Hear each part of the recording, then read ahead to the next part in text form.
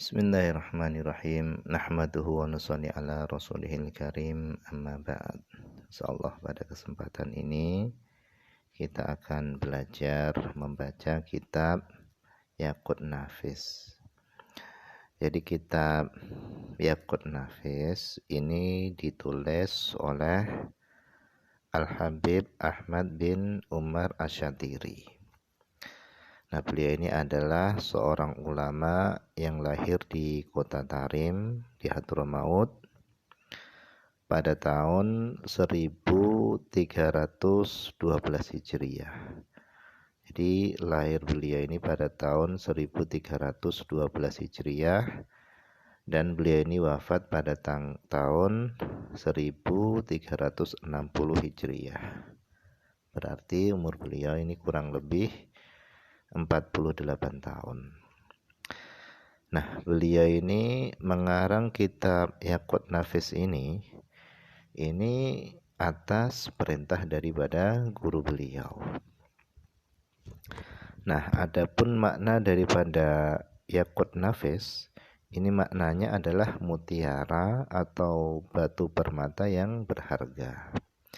Seolah-olah pengarang ini mengatakan bahwasannya isi daripada kandungan kitab ini adalah sangat berharga, yaitu bagaikan mutiara yang berharga.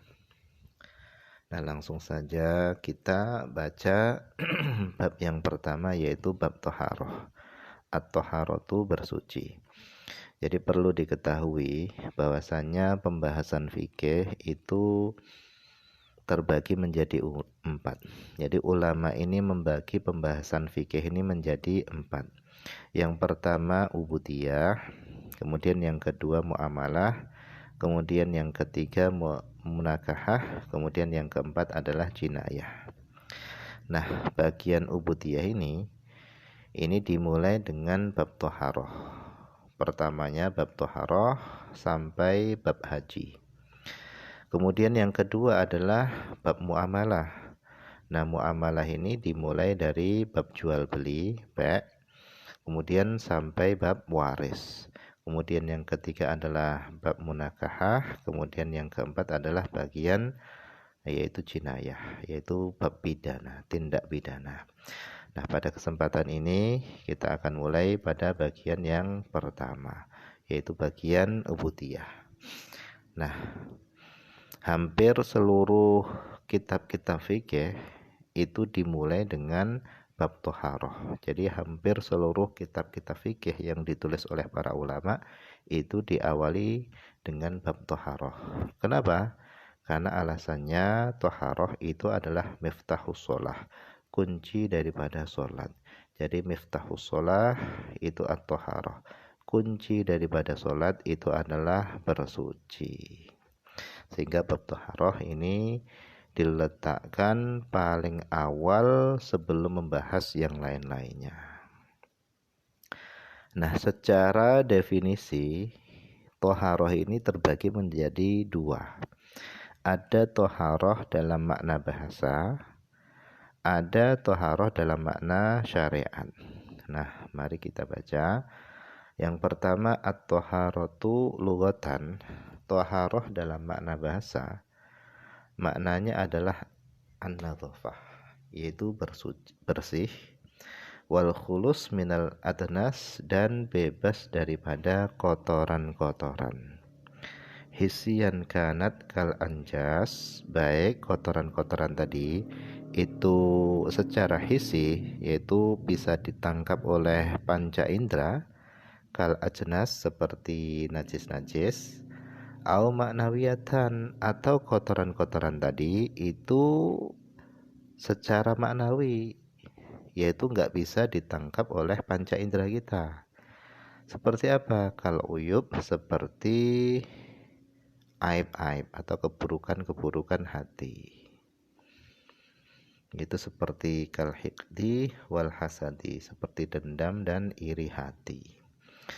Jadi kesimpulannya Thaharah dalam makna bahasa itu maknanya adalah nadhafah, yaitu bersih, wal khulus minal adnas, dan bebas daripada kotoran-kotoran. Baik kotoran tadi itu bisa ditangkap oleh panca indera, yaitu secara hissi, atau kotoran tadi itu nggak bisa ditangkap oleh panca indera, yaitu secara maknawi. Nah, ini adalah makna toharoh secara lughatan, secara bahasa. Kemudian yang kedua adalah wasyar'an, makna toharoh secara syariat. Nah, apa itu makna toharoh secara syariat? Nah, di sini beliau sampaikan, makna toharoh secara syariat itu adalah fi'luma, yaitu mengerjakan satu pekerjaan, tatawaqqafu alaihi ibahatun, yang mana kebolehan melakukan sholat dan semisal sholat itu bergantung dengan pekerjaan tadi. Jadi makna toharoh secara syariat itu adalah mengerjakan satu pekerjaan yang kebolehan melakukan sholat dan seumpama sholat itu bergantung dengan pekerjaan tadi.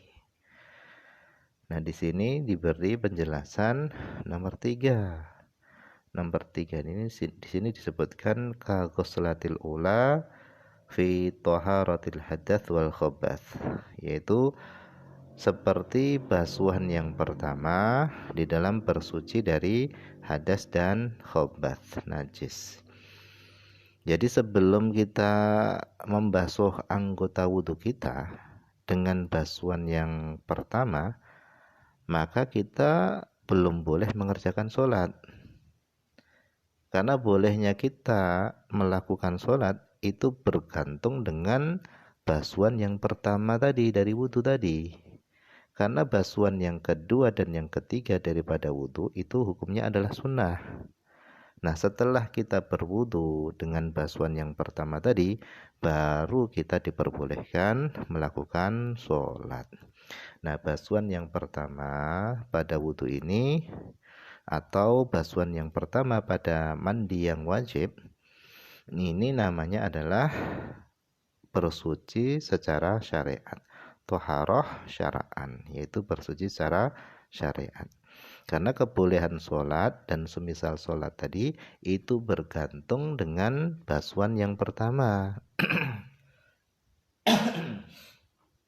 Begitu juga ketika badan kita najis atau pakaian kita terkena najis, kita nggak diperbolehkan melakukan sholat, belum diperbolehkan melakukan sholat sebelum kita membasuh najis tadi sampai hilang dengan basuhan yang pertama.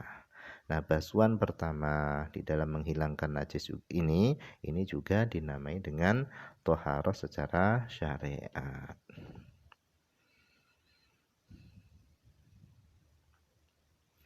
Nah, ini adalah salah satu daripada takrif atau definisi toharoh secara syariat yang dihadirkan oleh pengarang kitab Yaqut Nafis ini. Tapi sebenarnya takrif toharoh itu masih ada yang lainnya, termasuk juga basuhan yang kedua dan yang ketiga ini juga termasuk toharoh secara syariat. Kemudian mandi-mandi yang disunahkan ini juga masuk dalam definisi toharoh secara syariat. Kemudian tayamum. Tayamum ini juga termasuk toharoh secara syariat. Nah, toharoh secara syariat itu adalah mengerjakan satu pekerjaan yang kebolehan sholat dan semisalnya tadi itu bergantung dengan perkara tersebut, walau min ba'dil wujuh, walaupun kebolehan tadi, walau kanatil ibahatu min ba'dil wujuh, walaupun kebolehan tadi itu dari sebagian sisi saja. Nah, di nomor 4 ini disebutkan tayamum, seperti tayamum. Jadi tayamum ini adalah bersuci yang hanya membolehkan sebagian sisi saja. Berbeda dengan wudhu. Kalau wudhu satu kali wudhu ini boleh digunakan sholat wajib dan sholat sunnah sebanyak-banyaknya boleh. Satu kali wudhu ini boleh digunakan untuk sholat wajib dan sholat sunnah sebanyak-banyaknya. Tetapi kalau tayamum ini hanya sebagiannya saja, yaitu satu kali tayamum itu hanya boleh digunakan untuk satu sholat fardu saja, hanya terbatas. Au thawabun mujarrodatun, atau semata-mata pahala. Jadi toharoh secara syariat itu adalah mengerjakan sesuatu yang mana semata-mata pahala itu akan didapatkan bergantung dengan melakukan sesuatu tadi. Jadi tawabun ini atafnya kepada ibahah. Nah, pada nomor 5 ini, mujarrodah ini ada nomor 5-nya, ini disebutkan kal ghuslati tsaniyah wa tsalitsah, seperti basuhan yang kedua dan yang ketiga. Jadi basuhan yang kedua dan yang ketiga ini hukumnya adalah sunnah. Ketika kita melakukan basuhan yang kedua dan yang ketiga, maka kita akan mendapatkan pahala. Wal wudu'i al mujaddad, dan seperti wudu yang diperbarui. Jadi kita dalam kondisi memiliki wudu, kemudian kita wudu lagi. Ini namanya tajdidul wudu. Nah, melakukan tajdidul wudu ini berpahala, mendapatkan pahala. Wal ghuslil masnun, dan seperti mandi yang disunnahkan, mandi-mandi yang disunnahkan.